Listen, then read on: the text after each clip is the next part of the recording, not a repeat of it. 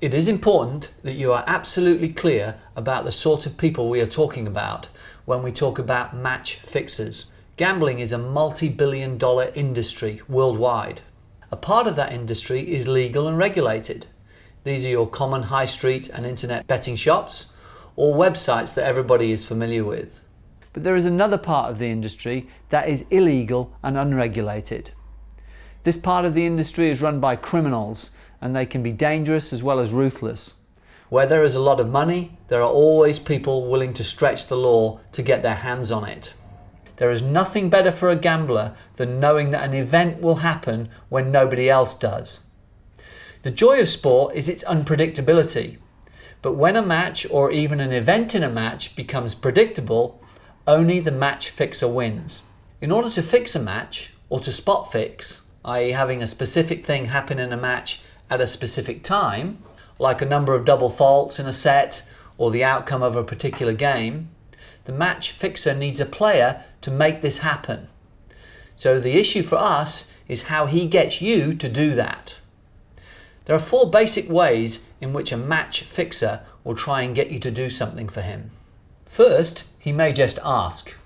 It may be too simple, but a stranger could approach you directly and openly with a proposal like, "I will give you £1,000 if you lose the first game of your next match." Second, there is entrapment. This is where you, the player, get into trouble, usually debt, but it's sometimes family or other personal troubles. And in order to get out of that trouble, you have to do something unlawful.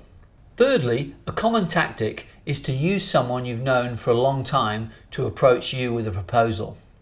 Fourthly is what is called the grooming process, which is to take time to build a long-term relationship with you based on trust. Of course, one of the easiest ways of getting to you is through one of your friends.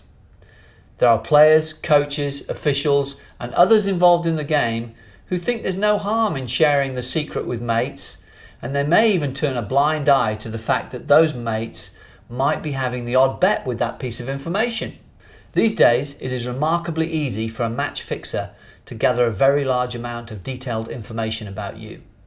Social networking sites like Facebook and Twitter contain reams of personal information. Where you are, who your friends are, what movies and music you like, what you do for fun, and even where you go on holiday. All of this allows someone you've never even met to come across on their first meeting with you as someone with common interests. You've made his job easy for him, and instead of having to spend months and years getting to know you, he can now do the same job in 20 minutes on Facebook or Twitter. Think about the people you know from tennis and how you got to know them. Are there people amongst them who seem to be overly generous and too keen to help you out? Are there gifts or favours a little bit beyond what you think is normal? We don't want you to become suspicious of your friends, but we need to be sure about who your friends really are.